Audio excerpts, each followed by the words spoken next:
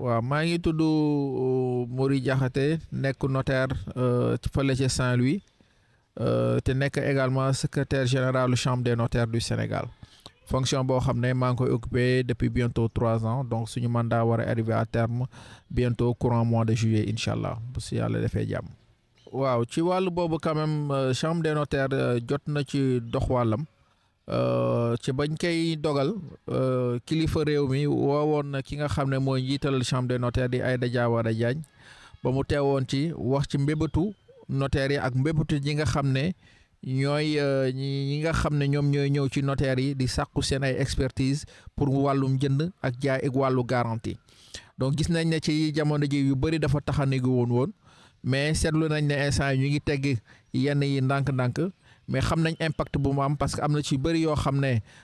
jot na am na ay gàllankoor ci yooyu noonu et ñu ngi yaakaar ci jamono yi nga xam ne la ñu jëm yooyu yëpp dina sotti donc yàggul dara gis nañ ci jëwriñu réew mi ba jot nañ cee waxtaan ak ñoom lu jot a yaatu wax nañu lan mooy mbébétam wax nañ ko également ñun lu ñuy xaar ci moom am nañu yaakaar ne incha allah ci fan yu bëreetul tuuti sénégalais yëpp dinañ ci mën a gis seen bopp ba li nga xam ne ci la ñu jàkkoonteel mu féete ñu ginnaaw incha allah. waaw ci loolu également dafa bokkoon si suñu programme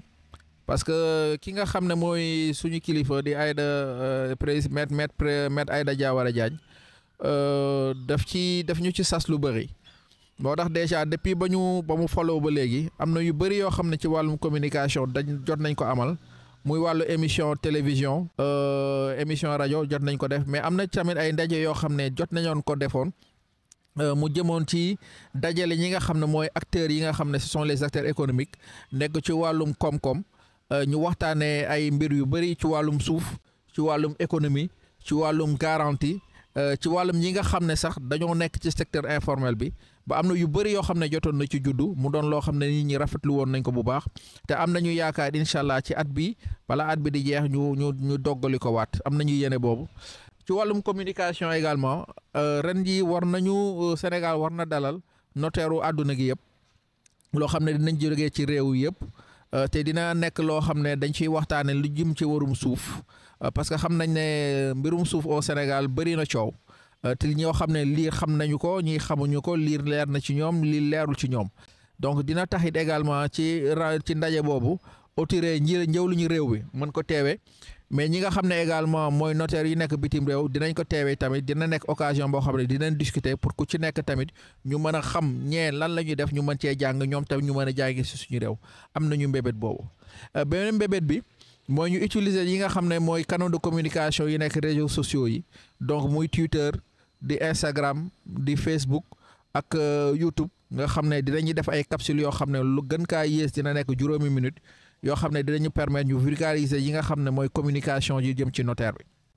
et chaîne YouTube boobu tam dinañ ko ci def pour que lépp li nga xam ne nit ñi bëgg nañ ko xam ci notariat bi mooy ci naka lay doxee parce que ñu bëri tam bëri na coow ci loolu naka lay doxee ñu wax ko ci ak notaire tam lan mooy liggéeyam ak lan moo ko tax a jóg parce que lan moo ñu wutalee avocat yi ak magistrat yi dafa loolu nit ñi jot nañoo ko xam te loolu je pense que serait l'occasion ci bés buñ ci eggee ñu mën ci am jàngat bu bëri et ñu ngi ñaan Sénégal itam ñu mën ñoo déggu dénk ñu nopp ba njëriñ gi nga xam ne moom la ñu sàkk ci ñoom ñu mën ko ci jëlee. waaw loolu tamit ñun dañ koy ñaawlu parce que ñun suñu bunt musul tëju te toujours dañuy wax rek média yi information buñ ci mënti am it tamit buñ ñëwee ci notariat bi chambre des notaires ibbeeku na. ñu notaire yi tëju suñu buntu bu ñu ñëwee ak lépp li nga xam ne bëgg nañ ko leerlu dinañ lañ ko wax moo tax ñun dañuy xaw a ñaawlu également li nga xam ne dañ leen di wax rek ñu jël bind seen ay mbind te sans pour autant leerlu yaakaar naa jamono yii nii rek am na ci benn boo xam ne gis nañ ko ci wax ci yoo xam ne teguwul ci yoon loo xam ne teguwul ci dëgg te loolu également dinañ ci indi leeral pour que Sénégal yi tax xam ne notariat du profession bu tëju mais métier bi nga xam ne la muy laaj moom lañ koy jox donc comme li ma doon wax sànq rek bokkul ak yeneen profession yi nga xam ne lu waay neex def lu waay neex wax mais laaj nañu également ci kaw loolu média yi lenn loo xam ne jot nañ ko cee dégg balaa ñuy wax leen nañ ko ñëw ji nga xam ne mooy chambre des notaires ñu déglu ci parce que ku déglu itam di nga xam lu yenu maanaa ak lu yenuwul maanaa ci jamono yi rek ñu ngi dégg ñu naan projet de loi bi dañ kaa voté alors que loolu egguñ sax ci boor boobu ci nga xam ne notaire yu bees yi ñu am na ñeneen dugg nañu dañu bëgg a def seen ay stage ak te dañ leen di xañ wala ñii seen ay waajur la ñuy privilégié man mii di wax aw ma papa notaire aw ma yaayu notaire aw ma mbokku notaire yàllaa ma suturaal ba ma egg fa te ba ma duggee ci biir xam naa la ca ne te am naa sañ-sañ wax ci parce que bañ ma nomee yàggul amoon naa pour wax di kaas mais nag dama xam ne liggéey bi du doxee mu plié wu ci la parce que man maa tànn nekk notaire donc ci kaw loolu yi tamit dinañ ci leeral lu bëri ba ku ci nekk xam lan mooy sa àq ak sa lan mooy sa yëleef ba nga xam fi ngay jaar ba nekk notaire sachant que la ñuy wax ne ñi seen ay doom ak seen jarbaa ñoo si nekk loolu buñ ko xayma lim bu néew lay nekk donc loolu rek loolu tam dafay baax tam ñu xamale ko te incha allah dinañ ci dellu si bu neexee rab bi donc ci sama tur Maître Mory Diakhaté ak turu présidente bi Aïda Diawara Diagne ak mbooleem ñi nga xam ne ñoo seq liggéey bi donc chambre des notaires bi yëpp ñu ngi leen di sàkku ngeen déglu ñu di lay sant di leen gërëm ci déglu ñu di déglu bi ngeen ñu am dénk nopp bi ngeen ñu def et di lañ wax déwénee yi tamit di ñaan koorum jàmm di ñaan suñu borom defal ñu ci tawféex defal ñu ci jàmm defal ñu ci imaan ak ixsaan gudd fan wér ak wérle ba at yi tamit ñu mën ko defee saa su ne nii ba sénégalais lépp li nga xam ne njëriñ la ci réew mi ñu mën ko see jot waaw ci barko sang-sang yi jërë ngeen jëf. Bonjour à tous, je me présente Maître Mory Diakhaté. Je suis notaire à Saint-Louis et j'occupe également les fonctions de secrétaire général de la Chambre des notaires du Sénégal. Oui, en fait, on connaît un peu la situation du pays avec les mesures suspensives qui ont été ordonnées par l'État du Sénégal. Et sur cette question-là, quand même, il y a eu auparavant beaucoup de concertations auxquelles la présidente de la Chambre a eu à prendre part. Et donc, les avis et observations, notre opinion a été déjà donnée lors de ces rencontres-là. Et nous pensons que l'État va en tenir compte. Donc, aujourd'hui, en fait, il faut qu'on comprenne que ces mesures suspensives touchent quasiment tous les secteurs d'activité, y compris l'activité notariale, parce qu'avec ces mesures, il y a beaucoup de transactions qui ont été suspendues. Il y a également des opérations bancaires qui ont été suspendues, des garanties bancaires qui risquent d'être mises en péril. Et donc, toutes ces choses-là ont été communiquées avec les autorités et nous espérons que dans les prochains jours, on aura une solution donc, par rapport à tout cela, ce que nous attendons volontiers. Alors, la Chambre, quand même, depuis 3 ans, s'active dans la promotion des activités de la profession notariale. Et donc, il y a beaucoup d'actions qui ont été menées. Donc, déjà, quand la présidente a été nommée, donc la première chose, c'est d'organiser les journées du notariat. Et ces journées ont été l'occasion quand même de convier certains acteurs de l'économie pour pouvoir réfléchir sur la manière de promouvoir en fait certains secteurs. Donc, que ce soit le secteur minier, le secteur bancaire, le secteur également de ceux qui sont dans le secteur informel. Et donc cet atelier a été un succès et nous pensons quand même le renouveler. Hormis cela, quand même, il y a d'autres actions qui ont été menées. Et dans les prochains jours, quand même,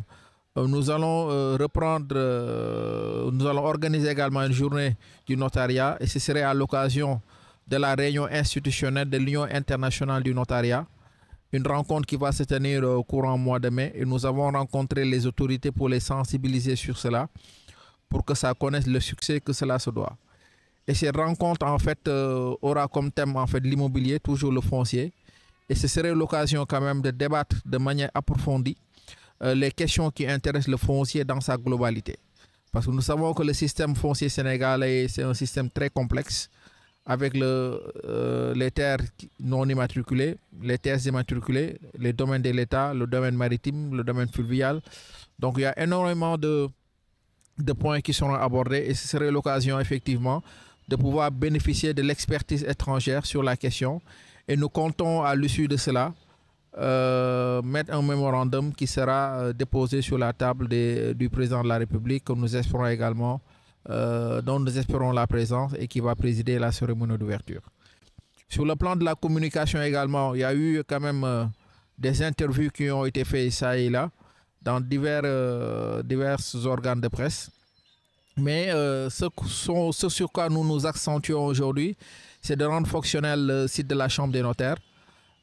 également d'utiliser les différents canaux que représentent les réseaux sociaux comme Twitter, Facebook, Instagram, et une chaîne également qui sera ouverte sur YouTube, sur laquelle toutes les émissions que nous ferons en fait vont être reversées là-bas. Et pour parler de ces émissions, ce seraient des capsules de 5 minutes maximum qui vont intéresser les différentes matières qui intéressent notre profession et qui, à ce jour, demeurent méconnues du grand public, à savoir sur les questions relatives aux successions, aux ouvertures de crédit, les constitutions de société, la connaissance même de la profession du notariat, puisque les conditions d'accès jusqu'à présent, il y a beaucoup de nébuleuses dessus, beaucoup d'encre qui coule, mais sans pour autant que les gens maîtrisent les tenants et les aboutissants de la profession notariale. Donc vraiment, ce serait l'occasion de discuter de la profession de bout à bout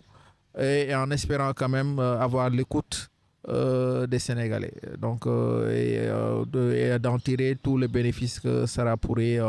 qui pourraient en découler. Oui, en fait, ces choses-là, comme on le dit toujours, hein, le notariat, c'est une profession qui est mal connue. Et donc, un de nos anciens et qui a été mon formateur, en l'occurrence Maître Pape Samba Diop, avait l'habitude de dire que le notariat, c'est une profession mal connue et mal aimée.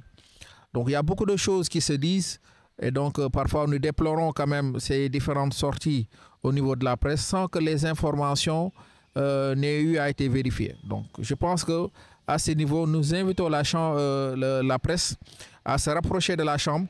pour pouvoir élucider certaines choses parce qu'il y a énormément de contre-vérités qui circulent sur l'accès à la profession. Donc, comme quoi, en fait, les notaires ont tendance à privilégier leurs parents. Moi qui vous parle, je n'ai aucun parent notaire. Et si l'on devait faire le pourcentage des notaires qui ont leurs parents dans la profession, vraiment, ce serait un pourcentage très minime.